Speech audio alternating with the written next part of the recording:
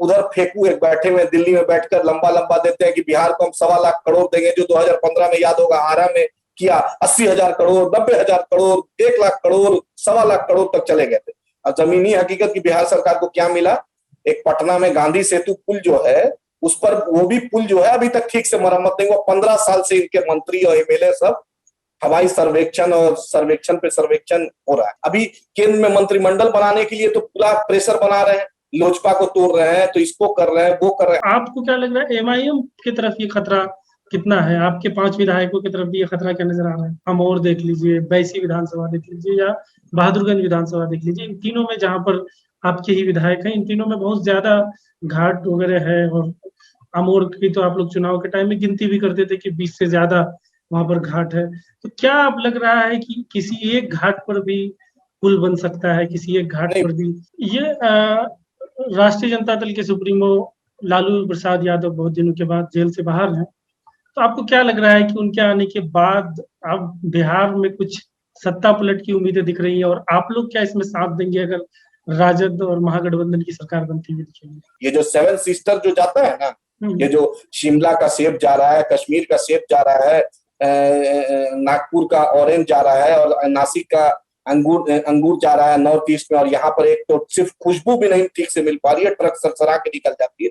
हम बंद करेंगे, और चाहे वक्त का जो भी हुक्म बनाओ, जो चीफ मिनिस्टर हो, डिप्टी सीएम। भाई दिखता है विधायक जी की जगह, कोचा धामन में बेटा दिखता है विधायक जी की जगह। तो ये क्या है? ये परिवारवाद का ही वही मॉडल हैदराबाद से उठा के क्या आप लोग यहाँ पे ला रहे हैं? एक बार फिर से हमारे शो यंग एंड एंग्री में आपका स्वागत है। मेरा नाम तंजील आसिफ है और ये यंग एंड एंग्री का तीसरा एपिसोड है। आज तीसरे एपिसोड में जो युवा नेता, युवा मेहमान हमारे साथ हैं, इनका नाम आदिल हसन आजाद है।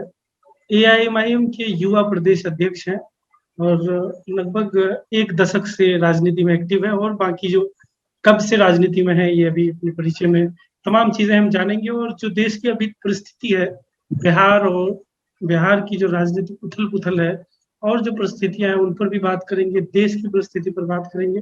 तमाम चीजों पर हम आगे 20 मिनट 30 मिनट तक जितने देर तक आदिल साहब से बात होगी, इन तमाम चीजों पर हम चर्चा करेंगे।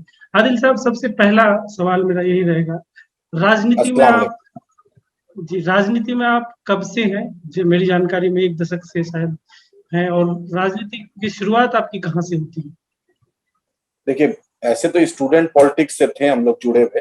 अच्छा, कहाँ से, किस कॉलेज? सबसे पहले लॉ स्कूल पूना से, पूना यूनिवर्सिटी में है जी जी, वहां से, और जुड़े हुए थे। और उसके बाद क्या कहते 2010 में मैंने लोक जनशक्ति पार्टी से और आरजेडी एलजेपी से मैंने बलरामपुर से चुनाव लड़ा। और उसके बाद फिर जब एमआईएम आई तो हम लोग ने कोशिश किया कि सीमांचल के लिए, अब बिहार के लिए, क्योंकि बैरिस्टर असदुद्दीन ओवैसी साहब एक नाम था। और जिस तरीके से उन्होंने, हम लोग ने देखा था पार्लियामेंट में एक बिल था, आपको याद होगा, जिसमें 2008 में मनमोहन सिंह की सरकार थी, जो न्यूक्लियर डील हुआ था। जी। तो जिस तरीके से बैरिस्टर असदुद्दीन ओवैसी साहब ने वकालत की थी और हर मुद्दे पे लगातार वकालत कर रहे थे, तो हम लोग को लगता था कि सीमांचल एक नेग्लेक्टेड रीजन है और सीमांचल के साथ जो उसको मिलना चाहिए वो मिला नहीं। तो लगा कि एक क़यादत चाहिए, जो क़यादत सीमांचल की भी बात करे, खास फोकस सीमांचल पे रहे। इसलिए हमने बिहार में अख्तर उल इमान साहब की क़यादत में इंजीनियर आफ्ताब साहब, पार्टी के जनरल सेक्रेटरी, सब मिलके बैरिस्टर साहब के पास अप्रोच किए। फिर उसके बाद ये कारवां एमआईएम का 2015 से पड़ा। 2015 में आप भी एमआईएम में 2015 ही में जुड़े? जी जी, मतलब सब लोग साथ में ही जुड़े हैं? हम लोग सब साथ में हैं। 16 अगस्त 2015 को बैरिस्टर असदुद्दीन ओवैसी साहब की आमद हुई थी सीमांचल। किशनगंज में बहुत बेहतरीन विधानसभा प्रोग्राम हुआ था और आवाम की मोहब्बत जो पहली मीटिंग में मिली थी, अल्हम्दुलिल्लाह वो कायम होता है।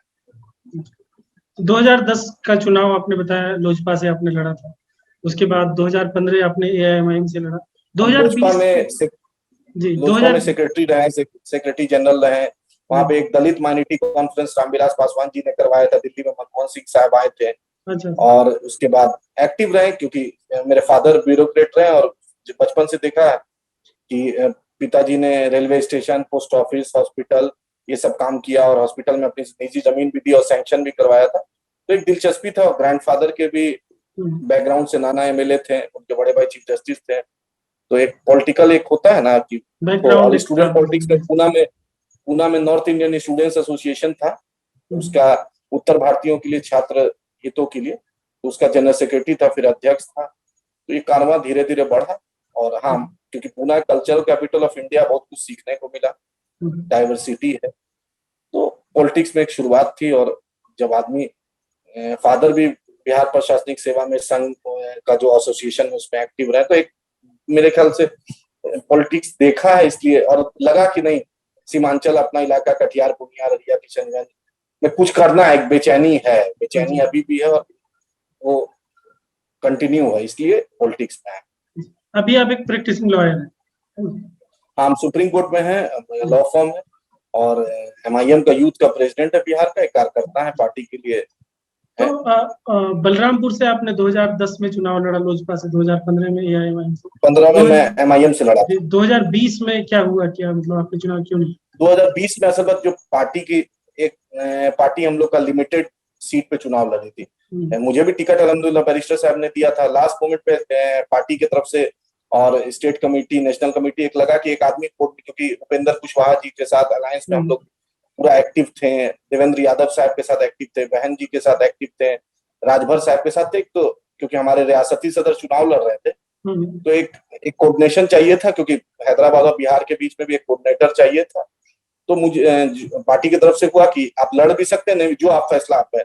मुझे लगा पार्टी इज प्रियोरिटी, अगर पार्टी जीतेगी तो हम जीतेंगे, इलाका जीतेगा, आवाम जीतेगी। तो लगा कि सितारों से आगे जहां और भी चुनाव तो इंशाल्लाह लड़ सकता आदमी।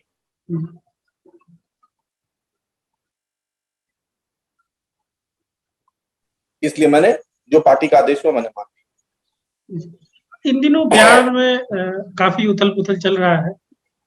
जो छोटी पार्टियां हैं, यूं कहें कि बड़ी मछलियां छोटी मछलियों को खा जा रही हैं।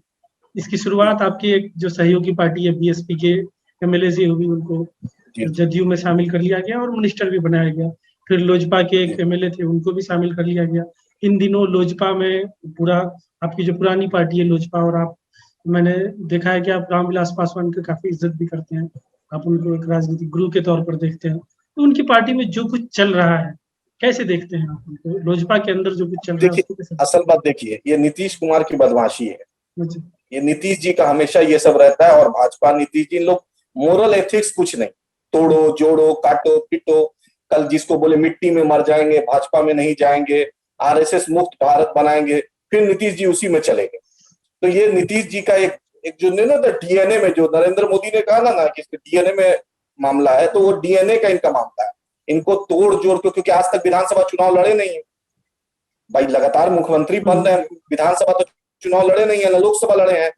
तो जो आदमी लड़ेगा नहीं, क्या लड़े? 2004 चुनाव तो लड़े, पहले लड़े हैं, 85-77 लड़े। अभी मुख्यमंत्री जब से है तब से चुनाव नहीं लड़े। एमएलसी का जब रास्ता है तो वो भी एक लीगल बैकडोर एंट्री है, बैकडोर एंट्री है ना ये। एमएलसी नेता वो होता है जो आवाम के बीच में आता है। बैरिस्टर असदुद्दीन ओवैसी साहब जीत कर आए, शरद पवार साहब आवाम के बीच गए थे, जीत कर आए थे। जीतने का नेता वो होता है ना जो आवाम से जीते। तो इनका तो बैकडोर एंट्री है, क्योंकि इनको यही सब चाल अच्छा लगता है। तो जो बैकडोर एंट्री करता है ना, क्योंकि इनका जो जातीय समीकरण है वो बहुत माइन्यूट है। तो कभी नीतीश, कभी बोलते हैं कि नरेंद्र मोदी जो गुजरात से पैसा भेजते हैं बाढ़ वाला, तो वो वापस कर देते हैं। कभी गुजरात जाकर 2003 में बोले थे, नरेंद्र भाई आपको देश का नेतृत्व करना है। फिर कभी बोले कि मिट्टी में मिल जाएंगे, भाजपा में नहीं जाएंगे। फिर कहा आरएसएस मुक्त भारत बनाएंगे। फिर तेजस्वी के साथ डिप्टी सीएम बन के दोनों रहे। फिर उसके रातों रात इनको सृजन घोटाला का वारंट दिखा तो फिर से भाजपा में चले गए। तो ये नीतीश जी का है, ये उनके मिजाज में तोड़ जोड़। तो अब लोजपा है, लोजपा का फैसला लोजपा के लोग करेंगे। अब जो उन लोग का फैसला है। तो मैं इधर आ रहा था कि क्योंकि आपके एक सहयोगी पार्टी के साथ बीएसपी के एक एमएलए को भी वो ले जा चुके हैं, ऐसा हो चुका है। तो आपको क्या लग रहा है, एमआईएम की तरफ ये खतरा कितना है? आपके 5 विधायकों की तरफ भी ये खतरा क्या नजर आ रहा है? देखिए, अल्हम्दुलिल्लाह मेरे विधायक इंटैक्ट हैं, और इंशाअल्लाह ताला मेरे विधायक जो हैं उसूलों से जुड़े हुए, और उनको, उनके दिल में सीमांचल के लिए मोहब्बत है। उनको किशनगंज हो, कोचा दामन हो, बहादुरगंज हो, अमोर हो, जोकी हो, बायसी हो, चाहे जो इलाका उनका विधानसभा, एक दिली मोहब्बत है। और आवाम ने बहुत ही मोहब्बत से जिताया, और आवाम ने थम्पिंग मेजोरिटी से जिताया। और माइनॉरिटी डोमिनेंट इलाका है, दलित वर्ग से लोग आते हैं, बैकवर्ड क्लास से आते हैं, तो सब मिलके जो बैरिस्टर असदुद्दीन ओवैसी साहब की क़यादत को सपोर्ट किया और अख्तर उल इमान साहब को जो लगातार संघर्ष 2005-15 से 20 तक एमआईएम के लिए था, लोकसभा बहुत नजदीक जाके चुनाव हारे थे, तो एक आवाम ने बैरिस्टर साहब ने जिस तरह से एनआरसी का मुद्दा उठाया था, ट्रिपल तलाक का मुद्दा उठाया था और कश्मीर का 370 वाला मुद्दा उठाया था, मॉब लिंचिंग में उठाया था और लव जिहाद का झूठा इल्जाम में, जिस तरीके से बैरिस्टर साहब अपोजिशन की जो बात रखते हैं और आवाम की जो वकालत करते हैं, तो पब्लिक का एक फेर बना। और अख्तर उल इमान साहब की लगातार जो जमीन पर मेहनत थी, जो 2014 के बाद उन्होंने रिजाइन दिया, उसके लगातार आवाम के बीच से जुड़े रहे, हर पंचायत, हर खेत, हर खलियान, हर घर में जो उनका राब्ता रहा, जिसके चलते एक कॉम्बिनेशन बना। और हमारे कैंडिडेट भी जो थे एक अच्छे बैकग्राउंड से थे, सोशली एक्टिव थे, फैमिली बैकग्राउंड अच्छा था, आवाम से जुड़े हुए थे, तो इसलिए जनता ने उनको कामयाबी दी। हम सीमांचल के आवाम का नहीं, मेरा सवाल है कि खतरा आप कितना दिख रहा है? देखिए क्या रहा, कैसे जीते वो सब लोग जान रहे हैं, लेकिन कामयाबी दी। आगे क्या दिख रहा है कि आपके तरफ भी कोई खतरा नजर आ रहा है कि कोई नहीं, बड़ी अल्हम्दुलिल्लाह हम पार्टियां लोग को आपके कोई विधायकों को भी ले जा सकती है? देखिए कोशिश कर रहा है, ऐसा नहीं अच्छा, कि कोशिश हो कोशिश, रहा है, क्योंकि मतलब इसके इसकी खबरें हैं कि कोशिश हो रही है ना? नहीं, किधर से कोशिश कोशिश हो नहीं, रही है? जैसे जैसे एमएलए लोग अप्रोच, देखिए ये आरजेडी की तरफ से भी जब सरकार जब रिजल्ट आया था, तो सीनियर लीडर बैरिस्टर साहब को, अख्तर साहब को, शहनवाज साहब को, सबको, माजिद मेहर साहब जो हमारे इंचार्ज हैं, उनको अप्रोच कर रहे थे। तो उसके जदयू के भी लोग चाहते हैं, गाये बगाए नहीं होता है, अच्छा, कुछ करते हैं, हाँ, कुछ करते हैं, लेकिन आवाम ने तो एंटी बीजेपी वोट दिया है और आवाम ने एंटी नीतीश वोट दिया है, आवाम ने एंटी आरएसएस वोट दिया है। और मेरे विधायक भी, उनका एक उसूल है, उन्होंने स्टैंड लिया है। तो जब आवाम का जो स्टैंड होता है वो भी मानते हैं, और वो भी जानते हैं कि इस महागठबंधन की आंधी थी, एनडीए की आंधी थी, उसमें एमआईएम के 5 सिपह सालार माशाल्लाह निकले हैं, तो उनमें उनको जमीनी हकीकत भी पता है। और सीमांचल का विकास करना है तो वो जानते हैं कि एमआईएम से बेहतर कोई अल्टरनेटिव नहीं, क्योंकि सबने ठगा है, कांग्रेस हो, भाजपा हो, जदयू हो, राजद हो, माले हो, एनसीपी हो, सीमांचल के लिए किसी ने नहीं किया। लेकिन वाहिद एक एमआईएम पार्टी है जो पहली बार पार्लियामेंट में सीमांचल स्पेशल स्टेटस का बिल डाला, उसके बाद स्पेशल पैकेज की बैरिस्टर साहब मांग की है, उसके लगातार बाढ़ में या किसी भी क्राइसिस में अगर कोई खड़ा रहा है, लॉकडाउन में आपने देखा पिछले साल कितना ट्रेन भर भर के तेलंगाना से रिलीफ भी भिजवाए और कितना पूरे बिहार का और खासकर सीमांचल के लोगों की मदद हुई। इस बार भी आपने देखा वेंटिलेटर हो, ऑक्सीजन सिलेंडर हो, एम्बुलेंस चल रहा है। कभी कोई पॉलिटिकल पार्टी ये सब आज तक नहीं करती। ये वाहिद एक एमआईएम एक ऐसी जमात है जो ये चीज में बढ़ चढ़ के आगे और डायरेक्ट राब्ता में, आप अख्तर उल इमान साहब को देखिए या मेरे जो दूसरे एमएलए हैं, राब्ता में लगते हैं, हमेशा कनेक्टेड पीपल। अच्छा, ये तो चीजें हुई, ये जो चीजें आप बता रहे हैं ये एक एनजीओ भी कर सकता है, करता भी है, लेकिन जो एक जनप्रतिनिधि जो चुना गया है आपके 5 विधायकों को, जिन सपनों को लेकर, जैसे बाढ़ की समस्या है, हॉस्पिटल्स जो है वो बहुत बुरे हाल में, कई प्राथमिक केंद्र मतलब आप जान ही रहे हैं कि गौशाला में या उसमें जलावन रखे जाते हैं, उस स्थिति में है। उसके बाद घाट जो है, नदी के घाट, आपका अमौर देख लीजिए, बैसी विधानसभा देख लीजिए या बहादुरगंज विधानसभा देख लीजिए, इन तीनों में जहाँ पर आपके ही विधायक हैं, इन तीनों में बहुत ज्यादा घाट वगैरह है। और अमौर की तो आप लोग चुनाव के टाइम में गिनती भी करते थे कि 20 से ज्यादा वहां पर घाट है।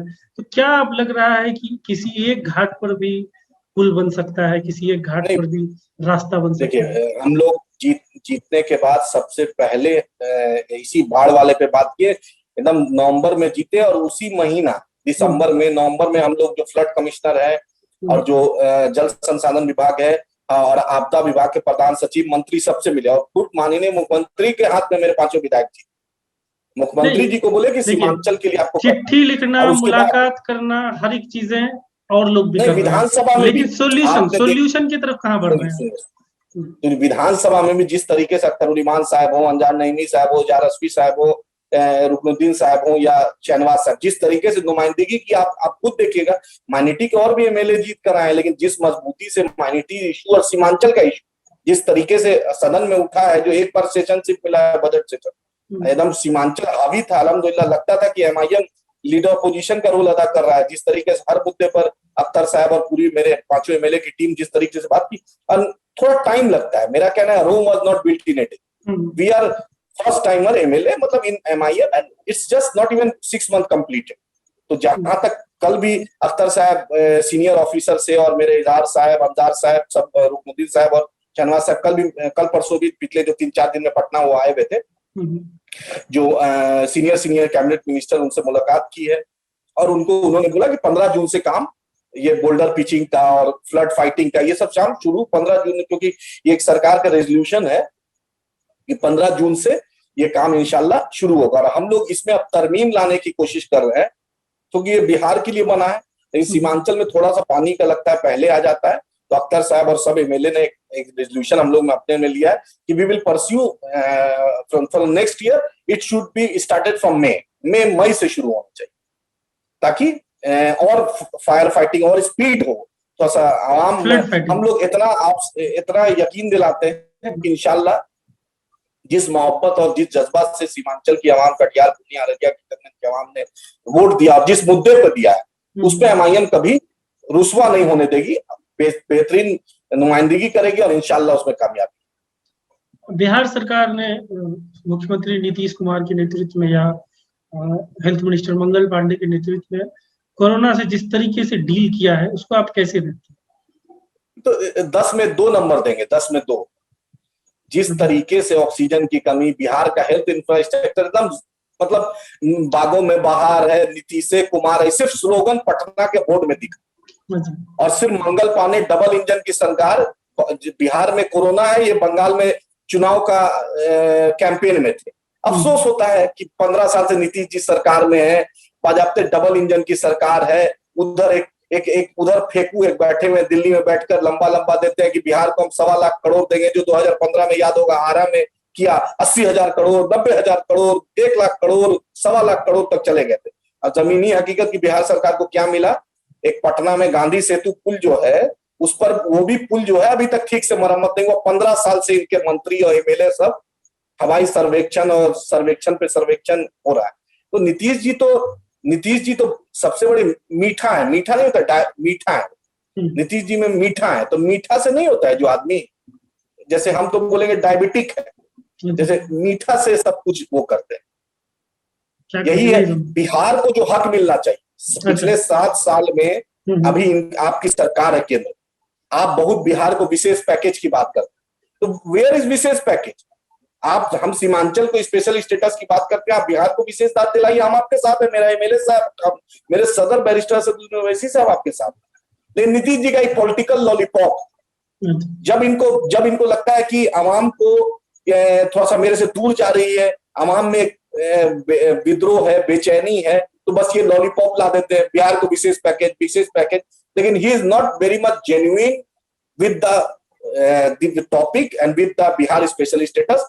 क्योंकि जहां तक 2000 जब अटल जी भी थे, तब भी जब 2000 में सरकार बिहार का बंटवारा हुआ था, तो अटल जी थे, तो लोग कहता है कि कुछ लोग देने के पक्ष में थे बिहार को, लेकिन यहाँ पर आरजेडी और दूसरी सरकार थी, तो नीतीश कुमार जी को लगा कि क्रेडिट मिल जाएगा दूसरी सरकार को, इसलिए उन्होंने नहीं दिया। नीतीश जी तो जो इंसाफ की बात है, न्याय के साथ विकास, ये जमीनी हकीकत पे नहीं है। 2000 अगर देना होता तो अटल जी के सरकार में रेल मंत्री थे और मंत्री भी रहे थे 2000 से 2004 तक, उसी वक्त देते थे।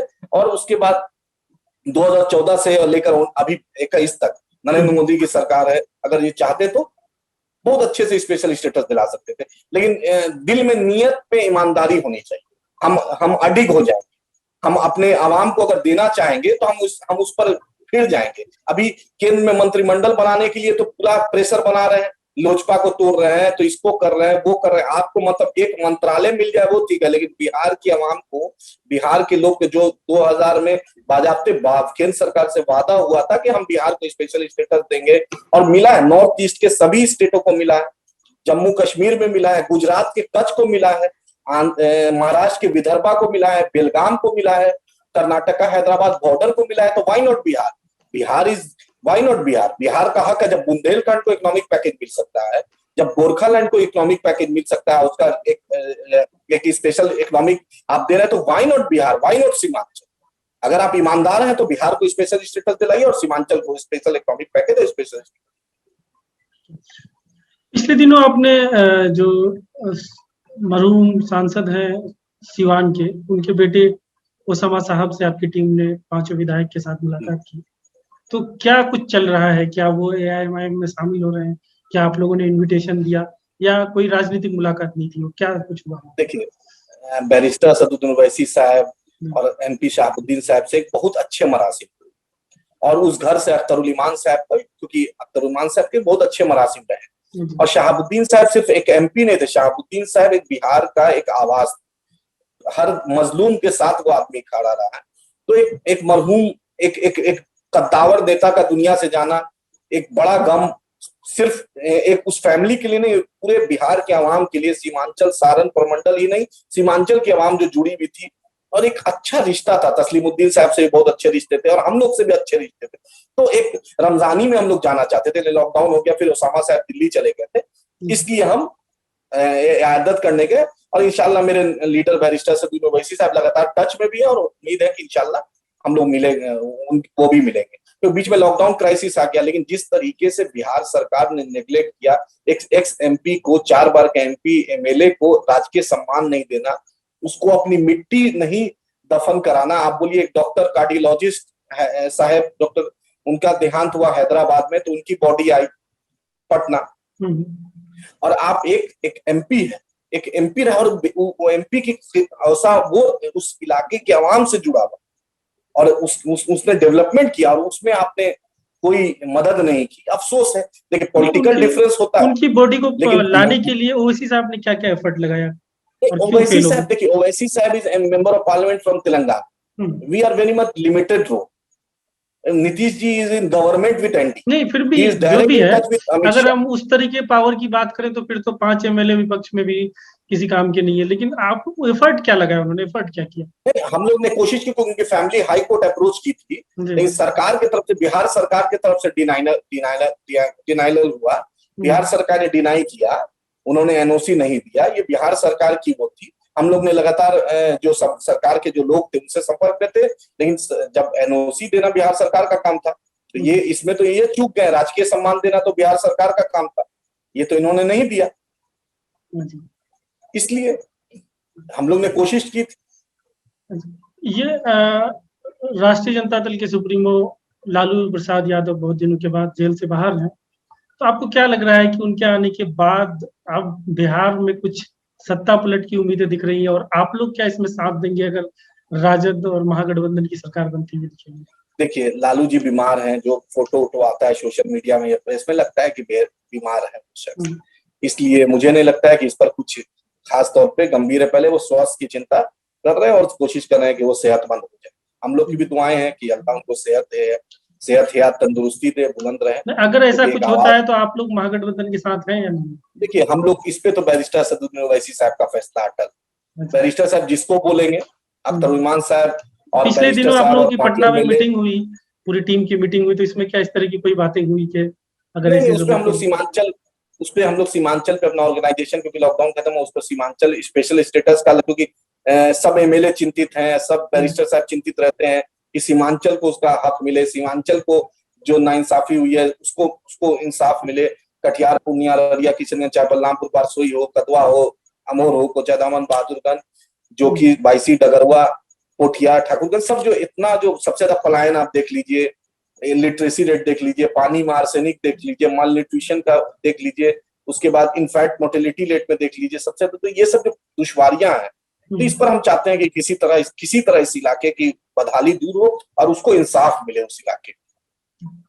वेस्ट बंगाल में भी आपने चुनाव लड़ा, तमिलनाडु में भी चुनाव लड़ा, वहां पे बहुत बुरी हार का सामना करना पड़ा, तो क्या वो मिसकैलकुलेशन था, वो चुनाव नहीं लड़ना था क्या? We are very much limited with West Bengal, क्योंकि हम लोग तमिलनाडु वेस्ट बंगाल दोनों जगह सेम कंडीशन है। हाँ, दोनों नया था, it was first experience. And हम लोग तो कांसीराम जी के बात को मानते हैं, पहला चुनाव हारने के लिए, दूसरा हराने के लिए, तीसरा जीतेंगे। बिहार में भी आपने देखा कि 2015 में हम आए थे, तो उस वक्त अख्तरुल इमान साहब सेकंड थे, बाकी हम लोग नहीं अच्छा कर पाए थे। लेकिन उसके बाद देखिए 2019 में अख्तरुल इमान साहब को लगभग 3 लाख वोट आवाम ने दिया, बहुत नजदीक से लोकसभा हम हारे। उसके बाद अल्हम्दुलिल्लाह 2019 में एक बेहतरीन कामयाबी भी किशनगंज शहर से मिली, कमरुल हुदा साहब जीते। और उसके बाद फिर अल्हम्दुलिल्लाह 20 में आवाम की मोहब्बत शफकत रही और उनकी दुआओं से बेहतरीन 5-5 एमएलए, उस महागठबंधन की आंधी और उस भाजपा का पैसा का फ्लो और पूरा रखकर उसमें एक छोटी रीजनल पार्टी, एक छोटी सी जमात, उसमें उसकी कामयाबी तो ये आवाम की मोहब्बत और दुआओं का नतीजा, और बैरिस्टर सदुल ओवैसी साहब की क़यादत को लोगों ने तस्लीम किया, अख्तर उस्मान साहब की मेहनत को सराहा, जिसके चलते कामयाबी अलग। 5 राज्यों में चुनाव होने हैं आगे, इन पांचों में से किस-किस पे नजरें हैं आप लोगों की? यूपी में देखिए, तो हाँ, उत्तर जाहिर सी बात प्रदेश है, हम यूपी लड़ ही रहे। जी। ये उत्तर प्रदेश हम अच्छे से लड़ेंगे इंशाल्लाह ताला। जी। दिल्ली का भी चुनाव हम म्युनिसिपल कॉर्पोरेशन है इंशाल्लाह लड़ेंगे। अच्छा, उसके और ये अलावा तो है, ये तो गुजरात, हमारे पंजाब? एजेंडा। गुजरात में अभी तक हम गए हैं और अल्हम्दुलिल्लाह बहुत अच्छी कामयाबी मिली हमको। गोधरा में मेरा डिप्टी मेयर है, अहमदाबाद में मेरा वार्ड काउंसलर है, और एक दो जगह और है वहां पर, उसी में लगभग 25-30 हम लोग काउंसिलर वहां जीते हैं। और अभी यूपी में भी हम लोग 25-30 जिला परिषद, पंचायत सदस्य ये सब जीते हैं। देख, शुरुआत है, देखिए, कांग्रेस पार्टी लगभग 125 साल पुरानी पार्टी, बीजेपी आरएसएस 1925 से चल रहा है, आरजेडी कितनी पुरानी है, जनता दल कितनी है, नीतीश आप जी भी तो बहुत कितने पुराने हैं, आप भी तो तो हम एआईएमएम भी तो बहुत पुराने पुराने हैं। 1958 में एमआईएम का 1958 में जरूर जी। इस्टेब्लिश हुआ था, लेकिन फॉर्मेशन हुआ था, लेकिन एक्सपेंशन मेरा 2014 के बाद।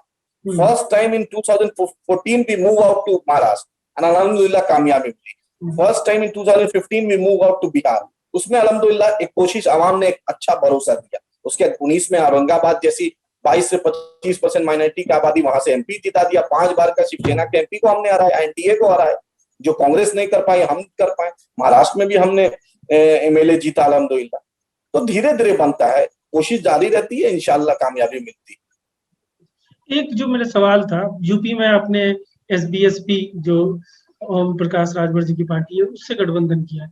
अब तक जो स्पेशली नॉर्थ इंडिया में गठबंधन का अगर हम एक ट्रेंड देखें, यूपी में जब आप अलायंस करते हैं, एक बीजेपी एनडीए के पुराने पार्टनर उपेंद्र कुशवाहा उनसे अलायंस करते हैं, यूपी में भी आप एक एनडीए बीजेपी के पुराने पार्टनर ओम प्रकाश राजभर जी से अलायंस करते हैं, और तो ये क्या बीजेपी के ही पुराने साथियों के साथ जाना, इस ट्रेंड पर आपका क्या कमेंट रहेगा, कैसे देखते हैं? देखिए देखिए अब देखिए, पार्टी का तो कौन पार्टी कहाँ चले जाए इसका तो हम लोग वो नहीं कर सकते। नहीं, रिसेंट आप जैसे उपेंद्र कुशवाहा जी से जब आपने बिहार में हाथ नहीं, तो मिलाया, उपेंद्र जी उससे सुनिए, ठीक पहले वो उपेंद्र एनडीए जी, में हुआ करते थे। ओम हाँ प्रकाश सुनिए, राजभर जी से आपने हाथ मिलाया, वो ठीक पहले एनडीए में हुआ करते थे। ये क्या खास या ट्रेंड है कि उन्हीं के साथ जाना है जो नहीं पहले नहीं, एनडीए उसके में हुआ करते थे?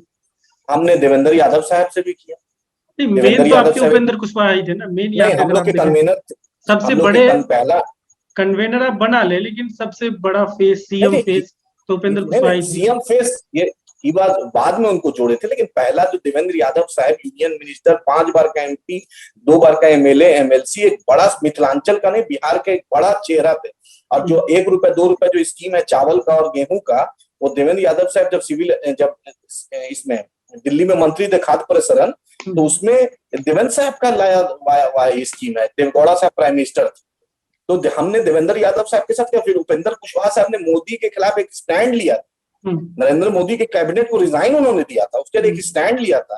तो इसलिए हम उनसे जुड़े थे कि एक स्टैंड है इस आदमी का, और करप्शन फ्री एक इमेज में बिहार के अवाम, शिक्षा पर, स्वास्थ्य पर, और उससे बड़ी बात सीमांचल स्पेशल स्टेटस के लिए उन्होंने हामी भरी थी कि अगर मेरी जीत होती है और हम अगर हुकूमत में किधर से भी रहे, तो अगर कहीं रहेगा तो सीमांचल स्पेशल, सीमांचल को इंसाफ देंगे। तो अब सीमांचल को इंसाफ के चलते तो अब कैसे देखते हैं आप? क्या आपको लगता है मिसकैलकुलेशन हुआ, उनको सीएम कैंडिडेट बनाना नहीं था? मिसकैलकुलेशन नहीं, देखिए, ये अलायंस अगर 6 महीना पहले हो जाता ना, तो अभी हम लोग सरकार में कहीं ना कहीं, हमारे बिना सरकार नहीं बनती। अच्छा, ये बहुत नहीं, अभी तो वो जदयू में ही चले गए। अब जब वो जदयू में चले गए, तो आप कैसे देखते हैं कि पहचानने में गलती हुई आप लोगों से? नहीं नहीं, जदयू में देखिए, अब क्या कीजिएगा, जदयू में चले गए वो बात अलग है, लेकिन उपेंद्र जी का एक इमेज जो अच्छा है, अब मुझे उम्मीद, हमसे 1-2 बार हमारी बातचीत भी हुई है, मुलाकात भी हुई है, और हमने सीमांचल के बारे में हमने बोला है, और उन्होंने एक वो बोला है कि नहीं, I am on this issue, I will raise this issue before the honourable अच्छा, सीएम। मतलब वो और जदयू में हमने चले गए, अब भी अंडरस्टैंडिंग है आप लोगों की, मतलब मुलाकात? नहीं, अंडरस्टैंडिंग नहीं है। एक देखिए, मेरे लिए वो सीएम कैंडिडेट थे, और एक स्वास्थ्य पे और शिक्षा पे उन्होंने काम किया है बिहार। तो हम लोग से जब बातचीत हुई, कभी भी मुलाकात हुई, बातचीत हुई, तो जब हम लोग, तो बोलना पड़ेगा, सरकार ही को ना बोलेंगे, करना तो सरकार को, तो उनको जब भी बोले तो उन्होंने भी पॉजिटिव एक वाइब दिया कि ये मामला, हम लोग बोले सीमांचल की नहीं होगा तो फिर हम लोग चक्का जाम, एनएच जिंदाबाद, चाहे बाईसी हो, चाहे एलआरपी चौक हो, चाहे जोकी चौक हो, हम बंद कर देंगे, चाहे पोठिया हो चाहे किशनगंज। ये जो 7 सिस्टर जो जाता है ना, ये जो शिमला का सेब जा रहा है, कश्मीर का सेब जा रहा है, नागपुर का ऑरेंज जा रहा है, और नासिक का अंगूर अंगूर जा रहा है नॉर्थ ईस्ट में, और यहाँ पर एक तो सिर्फ खुशबू भी नहीं ठीक से मिल पा रही है, ट्रक सरसरा के निकल जाती है। हम बंद करेंगे, और चाहे वक्त का जो भी हुक्म बनाओ, जो चीफ मिनिस्टर हो, डिप्टी सीएम और जो मिनिस्टर हो, इंशाअल्लाह ताला मानना पड़ेगा। उसने नहीं देंगे सीमांचल में। आपने देखा कि एएमयू में किस तरीके से कब आवाम ने करेंगे? तहरीक की। एएमयू वाला छोड़िए, 2011 की बात है। एआईएमआईएम आने के बाद अब तक तो ऐसा कुछ हमें देखने को मिला नहीं। कब हमने करेंगे? हमने किसान आंदोलन पे वो तो बंद चंद किया था। घंटों चंद मिनटों के लिए किसान नहीं भाई, आंदोलन में भी कितनी भीड़ सर थी आप सुनिए, जानते ही हैं।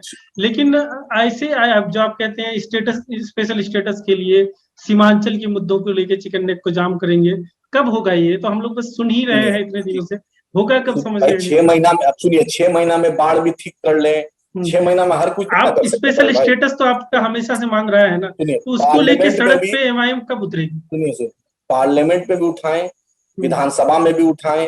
अभी मंत्री लोग को दे रहे हैं उसका मेमोरेंडम, अभी डिप्टी सीएम से ही मिलेंगे, नीतीश जी को भी दे चुके हैं, डिप्टी सीएम से ही मिलेंगे, गवर्नर साहब से भी मिलेंगे, बैरिस्टर साहब खुद आके माननीय मुख्यमंत्री से मिलेंगे, और इस मुद्दे पर हम लोग देंगे। उसके बाद जब उनको टाइम देंगे, उनको पहले भी टाइम दिया गया, उन्होंने बोला है कि नहीं हम करेंगे, उसके उनको थोड़ा सा 100 दिन का लगभग टाइम देंगे। अगर बरसात बाद होगा तो इंशाल्लाह फिर शुरू हो जाएगा धरना कार्यक्रम। अरे जब सदन का रास्ता बंद होता है तो सड़क का रास्ता जिंदाबाद, और हम लोग सड़क के लिए बने हैं, इंशाल्लाह सड़क पर कब का धरना टाइम देंगे। माने कि अगर बरसात उरसात थोड़ा हो जाए, इस सैलाब के बाद, इस बरसात के बाद तक अगर कुछ बरसात नहीं का फेज होता है, चला जाए, तो उसके बाद आप 2021 में सड़क पे दिखेंगे, या फिर एकदम कब 100%। चिट्ठी और मुलाकातों तक की बात रहेगी? नहीं, एकदम 100% आपके बाजाते कैमरा में बोल रहा हूँ, सीमांचल के अवाम के साथ खड़े हैं। एमएलए और MP ship is not priority for MIM. MIM के लिए Seemanchal special status, Seemanchal economic package और सीमांचल को उसका इंसाफ दिलाना, ये प्रियोरिटी है। और आप देखिएगा अख्तरुद्दीन साहब की क़यादत में, और मेरे पांचों जो इजहार रश्फी साहब हों, रुकनुद्दीन साहब हों, शहनवाज साहब हों, और अंजार नईमी साहब हो, और बाज़ाब्ते पूरी टीम जो है, सब लोग इस बात पे कमिटेड है कि अभी 100-150 दिन बरसात का थोड़ा हो जाए, उसके बाद तो हम शुरू कर देंगे। ये मतलब हम लोग का चल रहा है स्ट्रेटेजी, इंशाल्लाह जबरदस्त करेंगे। उसके बाद आप भी खुश रहिएगा, आप भी दुआ दीजिए। अच्छा, हाल के दिनों में कुछ ऐसे अनफॉर्चुनेट इंसिडेंट हुए बायसी में और बहादुरगंज में, जिसमें आपके विधायकों को बदनाम करने की कोशिश की गई, हालांकि उनका कोई इन्वॉल्वमेंट उसमें प्रूव नहीं हुआ। कैसे देखते हैं इसको, इस साजिश को कैसे देखते हैं कि देखिए, इसमें यहाँ तो तक कहा गया कि एमआईएम का विधायक है तो वहां पे ही क्यों हो रहा है? बीजेपी एक्सपोज हुई। बीजेपी का जो कम्युनल एजेंडा है, बीजेपी का जो नफरत फैलाने का एजेंडा है, आरएसएस का जो नफरत फैलाने का, हिंदू मुसलमान को बांटने का जो डिवाइड एंड रूल, जो अंग्रेज के तो इन्हीं लोग ना है दिए हुए, भेजा हुआ जो वसीयत इन्हीं लोग लेके बैठे थे। गोरे अंग्रेज चले गए, इन लोग बैठे हुए हैं वसीयत लेके। तो वो एजेंडा नाकाम हुआ। सीमांचल के आवाम का शुक्रिया। ये जमीन का झगड़ा था डगरवा बायसी में, उसको कम्युनल रंग दे रहे थे, वो भी प्रशासन ने भी बहुत अलर्ट प्रॉम्प्ट कोशिश की, और मेरे एमएलए बाजाते वहां जाकर कैंप किए। अख्तरुल साहब पूरी एमएलए की टीम के साथ कैंप किए, और आवाम में जो सच्चाई लोग के सामने है। बहादुरगंज में भी देखा आपने, प्रेम प्रसंग का मामला था, बहादुर का भी मामला, उसको भी कम्युनल रंग दे रहा था, और उसमें भी थोड़ा प्रशासन ने तत्परता दिखलाई, और उसके बाद ये मामला हल हुआ। तो देखिए, हमारा एजेंडा आज हैदराबाद में, मैं ऑन रिकॉर्ड आपको, 1958 से मेरी पार्टी बनी अलहमदुलिल्लाह, आज तक लगभग 62 साल हम मनाए हैं। 2 मार्च को एक भी ऐसा इंसान को आप खड़ा कर दीजिए, गैर मुस्लिम हो, या वो बोले कि एमआईएम ने कभी भी जमीन कब्जा किया हो, या एमआईएम ने हक और इंसाफ के साथ नहीं खड़ा हो, ऐसा कभी नहीं हुआ। मेरा ट्रैक रिकॉर्ड अल्हम्दुलिल्लाह इतना है, तभी ना इतनी बड़ी बाज़ाब्ते 1984 से लेकर आज 2019 तक जो हर साल मार्जिन, हर इलेक्शन में मेरा मार्जिन बढ़ रहा है। तो ये आवाम की मोहब्बत है। सिर्फ मुसलमान नहीं, दलित हो, ओबीसी हो, मोस्ट बैकवर्ड हो, बैकवर्ड क्लास, सब मिलके वोट देते हैं बैरिस्टर साहब। और पढ़ा लिखा इंटेलेक्चुअल क्लास, चाहे फॉरवर्ड कम्युनिटी से, तो उन लोग भी वोट देते हैं। क्योंकि आपने देखा अकबर ओवैसी साहब की खिदमत इस लॉकडाउन में हर दिन लगातार पिछले 40 दिनों से हर दिन 20,000 पैकेट खाने का हर दिन तकसीम हो रहा है। हर एमएलए अपने कंस्टिट्यूएंसी में तकसीम कर रहे हैं सुबह का नाश्ता, और बाजाते जो मेरे कॉर्पोरेटर हैं, एमएलए, फूड पैकेट दे रहे हैं, राशन दे रहे हैं। पिछले साल देखा आपने, लगभग अकबर साहब ने 15 करोड़ रुपए का पूरा जो मिला के वो किया, चैरिटी किया सीमांचल के लोगों का। बाजाते बेगूसराय हो, या सीतामढ़ी हो, या अमोर हो, बैसा हो, कहीं भी बिहार का कोई भी बस बस भर भर के भेजा, ट्रेन भर भर के भेजा। अब बाजाप्ते सरकार से नुमाइंदगी करके ट्रेन में पूरे लोग का इंतजाम करवाया, खाने पीने का भी इंतजाम करवाया और भेजा। जहाँ लॉकडाउन में पिछले साल जो एक रात में उठा, एक शख्स दिल्ली में बैठे हुए 7 रेस कोर्स में, उनको लगा कि देश को बंद कर देना चाहिए 4 घंटा। तो जो अहमकाना फैसला था, उस अहमकाना फैसला से कितने, जो प्रधानमंत्री का जो अहमकाना फैसला से कितने आवाम को तकलीफ हुई। जीडीपी -7 में है, बेरोजगारी अपने उरूज पर है, महंगाई अपने उरूज पर है।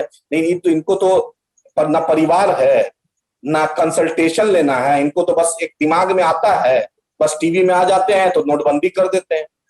टीवी में जब गुजरात में रहते हैं तो मनरेगा के खिलाफ बोलते हैं, जब प्रधानमंत्री बनते हैं तो मनरेगा को फिर सपोर्ट करते हैं। गुजरात में सीएम थे, जीएसटी का विरोध करते हैं, फिर जीएसटी का सपोर्ट करते हैं, लेकिन पेट्रोलियम प्रोडक्ट को जीएसटी में नहीं लाते हैं। इनको तो टीवी में रहने का एक शौक है, कभी आंसू बहाना, कभी आंसू के बनारस में लाश गंगा में ठहर रही है और टीवी में प्रधानमंत्री आंसू बहा रहे हैं। ये तो विडंबना है इस देश की। 4 घंटे में दुनिया में कहीं नहीं हुआ था। और अभी भी लॉकडाउन में आप हैदराबाद में देखिए किस तरीके से मुनज़्ज़म तरीके से एमआईएम के लोग, पहले पार्लियामेंटेरियन है जिन्होंने बाज़ाब्ते, हमने लगभग 1.5 करोड़ का ऑक्सीजन कंसंट्रेटर, ऑक्सीजन सिलेंडर वहां पे ऑफिस दारुसलाम में ओपन किया और बाज़ाब्ते हर विधानसभा में हमने किया और आवाम से हेल्पलाइन नंबर जारी किया और डॉक्टरों की टीम बैठाई डायरेक्ट कांटेक्ट में। आपने देखा हो परिवार से ही, क्योंकि जुड़ी बातें आप कर रहे थे कि परिवार नहीं है, तो परिवार से जुड़ा ही एक आखिरी सवाल लेंगे और थोड़ा तीखा भी ये सवाल है। आपकी जो पार्टी है वहां पर टॉप पर एक खास परिवार ओवैसी परिवार के लोग हैं, असदुद्दीन ओवैसी, अकबरुद्दीन ओवैसी। मुझे पता नहीं उनके शायद बेटे लोग भी कुछ सालों में एक्टिव हो जाएं। वही ट्रेंड मुझे कहीं ना कहीं सीमांचल में भी देखने को मिल रहा है। आपके कुछ विधायकों के भाई एक्टिव रहते हैं, कुछ विधायकों के बेटे एक्टिव रहते हैं। तो क्या वही ट्रेंड को आप यहाँ कॉपी करेंगे कि विधायक जी हैं, उनके बाद उनका भाई है, उनका बेटा है? आप देखिए, मैं खास ही अगर करूँ तो अमोर और बहादुरगंज में भाई दिखता है विधायक जी की जगह, कोचा धामन में बेटा दिखता है विधायक जी की जगह। तो ये क्या है? ये परिवारवाद का ही वही मॉडल हैदराबाद से उठा के क्या आप लोग यहाँ पे ला रहे हैं? देखिए, हैदराबाद में तो ये हैदराबाद की आवाम और ये अकबर साहब की मोहब्बत और उस आवाम की मोहब्बत का रिश्ता है। आप देख रहे हैं एक मेंबर ऑफ पार्लियामेंट, एक कायदे मुकन्ना लीडर ऑफ असेंबली एमआईएम के अकबर साहब लगभग 18,000 बच्चे को फ्री में तालीम दे रहे हैं ओवैसी स्कूल ऑफ एक्सीलेंस में। बैरिस्टर असदुद्दीन ओवैसी साहब की क़यादत में सालारे मिलेट ट्रस्ट में ओवैसी हॉस्पिटल, ओवैसी दवाखाना, असरा हॉस्पिटल जिस तरीके सब्सिडाइज रेट में हो रहा है, तो आवाम का रिश्ता। और यहाँ पे तो बाजाप्ते क्लियर क्रिस्टल मामला है, आवाम जिताई है। नहीं वो ठीक है तो मैं कह रहा हूँ कि क्या दारुसलाम देखे हैं? नहीं, एक महीने दारुसलाम आप देखिए, 10 से 2 हर दिन। 1958 के बाद जो मेरा दारुसलाम कायम हुआ है, आज तक वो दारुसलाम बंद नहीं हुआ। 10 से 2 इवन लॉकडाउन में खुला रहा है। कोरोना महाकाल में जब हर पॉलिटिकल पार्टी हाइबरनेशन में चली गई, तो एक पॉलिटिकल पार्टी एमआईएम थी जो दारुसलाम में बैठते थे। बैरिस्टर असदुद्दीन ओवैसी साहब, तो आप क्या ये मान रहे हैं कि सीमांचल में भी वही चीज दिखेगा कि विधायक जी के साथ विधायक जी के भाई भी विधायक बन के रहेंगे, विधायक जी के बेटे भी विधायक बन के विधायक जी सुनिए, आप देखिए जब विधायक जी पटना आएंगे तो आवाम आएगी, तो भाई तो नेचुरल है। भाई विधायक जी नहीं रहते, विधायक जी की जगह उनका भाई होता है, विधायक जी की जगह उनका बेटा होता है। ये ट्रेंड कहाँ तक सही है, बस ये जानना चाहता हूँ। सुनिए भाई, काम करने के लिए कोई तो शख्स रहेगा ना, तो काम करेगा। फिर वही मैं कह रहा हूँ, मतलब आपको ये परिवारवाद का मॉडल सही लग रहा है। मैं ये बस ये जानना चाह रहा हूँ। भाई परिवारवाद का क्या है कि हम विधायक जी की जगह पर, वो जैसे विधायक जी एमएलए हैं तो हम प्रमुख बना रहे हैं। अपने क्या वर्कर्स पे भरोसा नहीं है क्या? आपके या वर्कर्स की टीम स्ट्रांग नहीं है जो विधायक जी को बेटे और भाइयों का सहारा लेना पड़ रहा है? नहीं, सब देखिए, it is a team work. Worker भी लगे रहते हैं, ऑर्गेनाइजेशन का भी लगा रहता है। देखिए, आप अगर आवाम से भी पूछेंगे तो विधायक जी की जगह विधायक जी के बेटे दिखते हैं, वर्कर तो कम ही जाता है। विधायक बन के उनके बेटे घूमते हैं, विधायक जी के भाई विधायक बन के पब्लिक के बीच मिलता है। आप उनके सोशल मीडिया खंगाल लीजिए, आप अपने विधायकों का सोशल मीडिया आप खंगालेंगे तो आप देखेंगे कि विधायकों की जगह विधायक जी के भाई मिलते हैं पब्लिक से। हालांकि विधायक जी के एब्सेंस में ही क्यों ना मिले, लेकिन विधायक जी का क्या कोई वर्कर या कोई पीए उसका जगह नहीं ले सकता है क्या? उनके मतलब परिवार का सदस्य ही होना क्या जरूरी है? नहीं, देखिए, परिवार के सदस्य का बहुत जगह फाइनेंशियल मामला रहता है, बहुत लोगों को मदद करना रहता है। ये भी आप समझिए थोड़ा सा एक सच्चाई है। बहुत जगह एम्बुलेंस में इजहार एसपी साहब फ्री में एम्बुलेंस चलवा रहे हैं, आपने देखा। अब भाई पेट्रोल भराने का, डीजल भराने का पैसा देना है, अब आवाम है तो बहुत जगह डॉक्टर को फोन कर देना है, पर्सनल उनके ताल्लुकात होते हैं कि सिल्लीगुड़ी में किसी डॉक्टर को फोन कर देना है और किसी को दवा का पैसा देना है। तो एक होता है ना कि भाई कभी मदद करना, तो एक होता है कि बाप की जगह पे, बाप बेचारा पटना में है या दूसरे क्षेत्र में है, तो बेटा उनकी जगह पे जाके कुछ मदद कर दिया। तो ये टीम वर्क है और कार्यकर्ता भी रहते हैं, पार्टी के जिम्मेदार भी लगते हैं। मुझे नहीं लगता है कि कोई अभी ऐसा ट्रेंड आएगा, मेरा ऐसा कुछ वो नहीं लगता। मतलब उनकी जगह, विधायक जी की जगह उनके परिवार के लोग तैयार हो रहे हैं आगे के लिए। हम तो चाहते हैं हम तो चाहते हैं तंजील साहब भी आ जाएं, आप भी आइए, आपका भी इस्तेमाल है। हम आ जाएंगे तो फिर आप लोगों से ये सवाल कौन पूछेगा? नहीं, आप पूछिए, आप भी पूछिए और आप आइए भी, हम तो चाहते हैं कि आप भी आइए। मुझे सवाल पूछने के लिए रहने दीजिए। तो बस देखिए, यही जो भी लोग हैं, और एक चीज है कि जो भी लोग हैं एक टीम वर्क, और थोड़ा सा यही आप लोग से गुजारिश है कि सीमांचल स्पेशल स्टेटस मुद्दा पर, सीमांचल इकोनॉमिक पैकेज पे थोड़ा सा हम लोग का थोड़ा सा मनोबल बढ़ाइए और थोड़ा सा बेदारी कीजिए। नहीं, आप लोगों को 5 सीट मिल गया है, जनता इंतजार कर रही है कि वो सदन की लड़ाई, वो सड़क की लड़ाई, उसका फल कब देखने को मिलेगा, इसका इंतजार है। सर 9 महीना लगता है सर बच्चे को। ठीक है, आपके पास 5 साल है, तो 5 साल है, लेकिन 5 साल में हमारा काम है कि हम आपको रिमाइंड कराते रहें कि कब एकदम हम सड़क की लड़ाई कब लड़ना है, सदन की लड़ाई कब लड़ना है। सर हम आपके शुक्र, सदन में जितनी ईमानदारी से, जितनी बेबाकी से 243 मेंबर हैं, एमआईएम ने जितना सवाल उठाया, एमआईएम ने जितनी नुमाइंदगी की, मैं कह रहा हूँ आप भी सवालों से अगर हल हो जाता है तो आप पूछिए। नहीं भाई, कोशिश, लेकिन अगर आपके सवाल अगर का कोई फर्क ही नहीं पड़ता है सरकार पर, तो फिर ऐसे सवालों का क्या फायदा? सर हम लोग भगत सिंह को ही मानने वाले हैं, हम लोग सालारे मिल्लत सलाउद्दीन ओवैसी साहब को मानने वाले हैं, बैरिस्टर असदुद्दीन ओवैसी के शागिर्द हैं। इंशाल्लाह गब्बर शेर जब 543 एमपी पर जब बोलते हैं बैरिस्टर साहब, तो सरकार चाहे नागपुर भी हिल जाता है, 7 रेसकोर्स भी हिल जाता है, और 24 अक्टूबर हिला के क्या करेंगे आप? बोल के ट्रिपल तलाक बिल तो रुक नहीं गया। होगा थोड़ा सा सब्र। अभी वैक्सीन कैंपेन करवाइए, अभी कोरोना का जो वैक्सीन है, आवाम में थोड़ा बेदारी करवाइए, आवाम में थोड़ा कैंपेन करवाइए। आपने देखा कि प्रशासन भी बैरिस्टर असदुद्दीन ओवैसी साहब का फोटो का इस्तेमाल कर रहा है, और आपने देखा भी न्यूज की, उसके चलते लोगों में एक बेदारी है। सच में हो रहा है? आप मानते हैं कि मतलब प्रशासन ओवैसी साहब की तस्वीर दिखा के लोगों को वैक्सीन दिलवा रहा है? ऐसा सच में हो रहा है? तरुलीमान साहब सबसे पहले लिए, इंजीनियर आफ्ताब साहब मेरे पार्टी के मतलब प्रशासन ओवैसी साहब की तस्वीर दिखा के वैक्सीन लगवा रहा है, ये आप मान रहे हैं? ऐसा सच में हो रहा है? भाई मेरा नेता ही इतना सुपर स्टार है कि उसकी जरूरत सबको पड़ती है। अच्छा, चलिए। पार्लियामेंट में भी वो सुपर स्टार है, उसकी वैक्सीन में भी अल्हम्दुलिल्लाह मेरे नेता की फोटो इस्तेमाल हो रही है। तो आवाम दे लिए, बहुत लोगों ने कहा कि ओवैसी साहब दिए। तो एक होता है ना, ही इज द आइकन, एक आइकन है, और जो मार्जिनलाइज सेक्शन है, वीकर सेक्शन है, दबे कुचले हैं, उनकी एक आवाज है। तो एक अच्छा लगता है लोग को कि मेरा ओवैसी साहब दिए हैं। तो हम भी, आप देखें आजकल सीमांचल में बिरयानी का ट्रेंड बढ़ गया है, शेरवानी का ट्रेंड बढ़ रहा है।